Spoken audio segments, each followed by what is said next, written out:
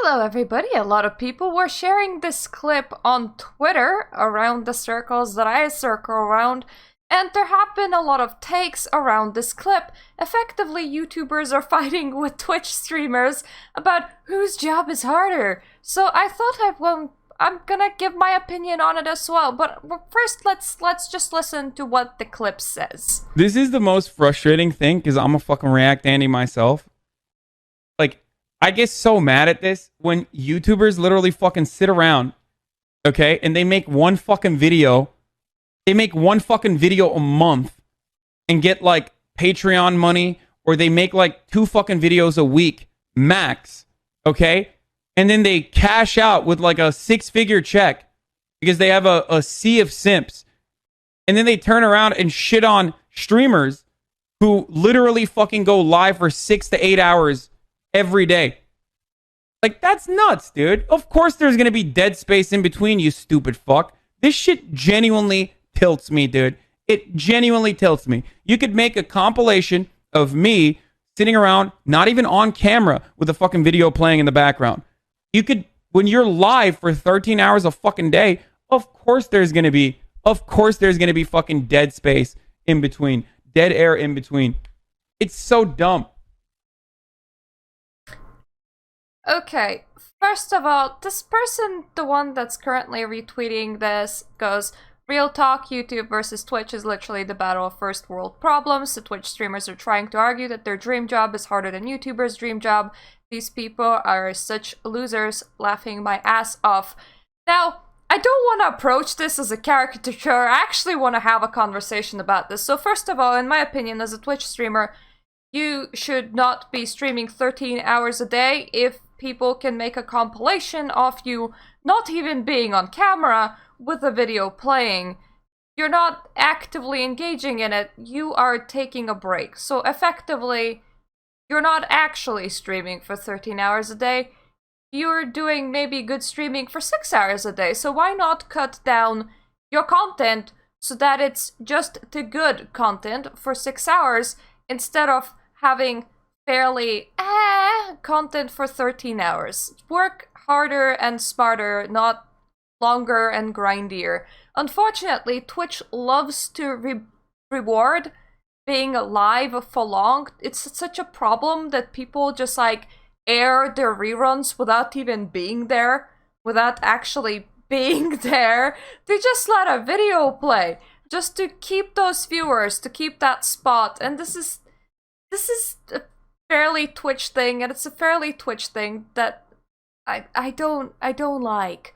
Effectively, when you should be on Twitch, you should actually be actively participating. And if you're actively participating, it takes it out of you. I can't really do it for that much longer than 3-4 hours at a time, especially if I have a day job on top of it.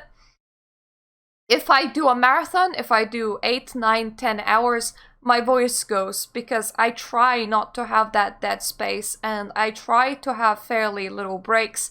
If you are doing 8, 9 hours, 10 hours, you kind of have to have the dead space to preserve your voice and take breaks for drinks and to go to the toilet and so on and so forth. But it kind of devalues your content, so I don't actually understand the point in doing this a day in and day out. It's not like a day job. You shouldn't really be clocking in at 9 a.m. and clocking out at 5 p.m. It's something where you're using your vocal cords all the time, or at least in theory you should be. It's not gonna be good for you. Don't do it. Do 4-hour streaming every single day. Maybe do 4 hours for 5 days a week, and maybe these people would be like, "Oh, that doesn't bring in the money." And yes, but how much quality content are you putting in versus how much quantity content are you putting out?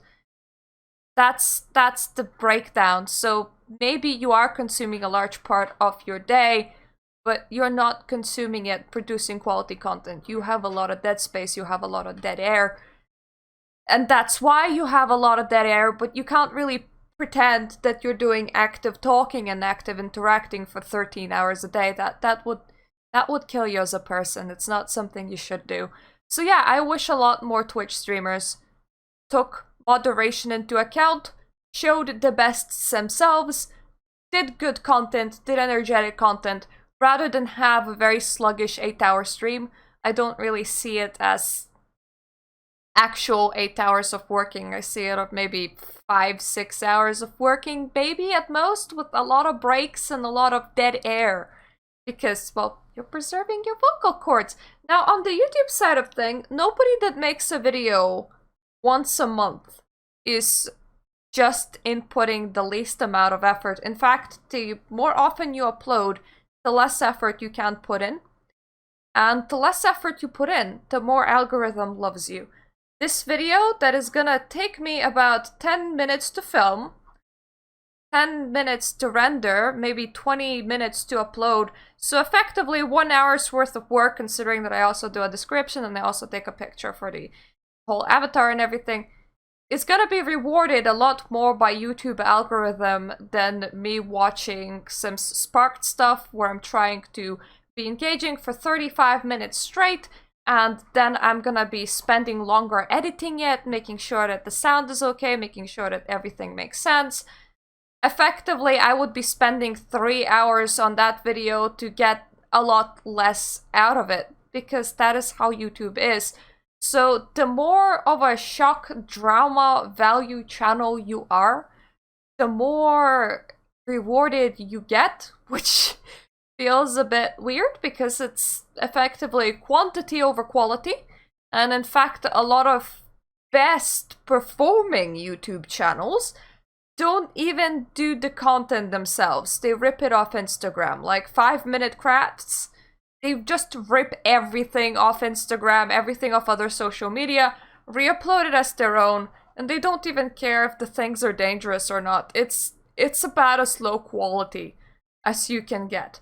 Now, people that upload once a week, once a month, they tend to put in a lot of work into your videos, and if you can get those videos actually trending and actually being seen, that is quite the achievement. In reality, for example, if you look at gaming YouTubers will do some sort of very intriguing challenge. For example, I left The Sims running for a year and this is what happened, or I tried to crash the ecosystem, or I piled 1,000 people into this park in the theme park simulator, this is what happened.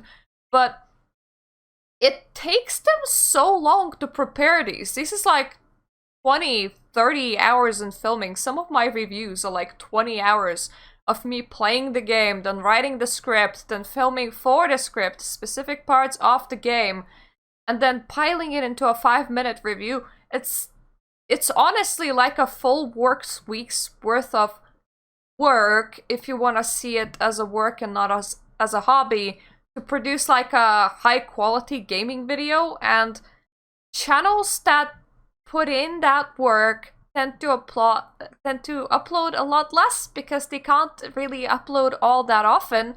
So it's not like they're getting that Patreon money for free.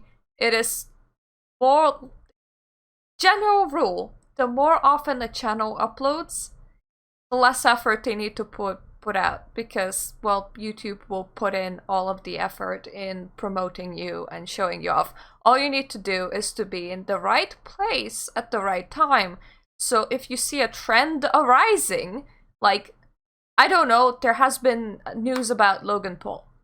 As long as you can get a video of you reacting to said news in like 30 minutes from that news even going live, you're just gonna ride the wave. You're gonna ride the ocean. You're gonna go into the sunset. And a lot of people kind of grab onto such trends and just continue riding them. Like when The Last of Us 2 debacle has happened, some channels are still going on about The Last of Us 2. I'm trying to find more interesting content. I'm trying to vary content, even if that costs me views, because just clutching onto one topic, it really seems cheap to me. You're riding the wave, and you're riding the popularity that you're getting off the wave by producing the exact kind of content that got you on the wave to begin with. You can do that, but it's cheap. It's a cheap tactic. So It is not the uploads once a month that's doing the least amount of effort. It's the uploads every single day. And trust me, as a person that does low effort videos that perform fairly well, fairly often, even though I try to spruce in higher effort videos here and there because I don't want to be a low effort channel, it doesn't take that long to do like one low effort video. But then if you want to ride the quantity wave, you kind of have to work like the quartering that puts out 8 10-minute videos a day, because higher chances that YouTube algorithm will carry you with those waves that are happening that day. And that makes up for, once again, an 8-hour work week. So really, how you approach Twitch and how you approach YouTube will influence greatly how much work you have to put in. I mean, you can be popular on Twitch doing just chatting, streaming 3 hours a day, 3 to 4 times a week. You don't need to be sitting there grinding for 13 hours, the same way as you can be a drama channel on YouTube that does just like react to somebody's content the way that I am reacting to this tweet right now. That makes 1 video a day the way that I often do. Then that video is gonna be like 10 minutes long, and it's gonna have like pretty much no editing whatsoever, making it a fairly low effort content that just continues to get you some popularity. In reality, both fields rely a lot on luck.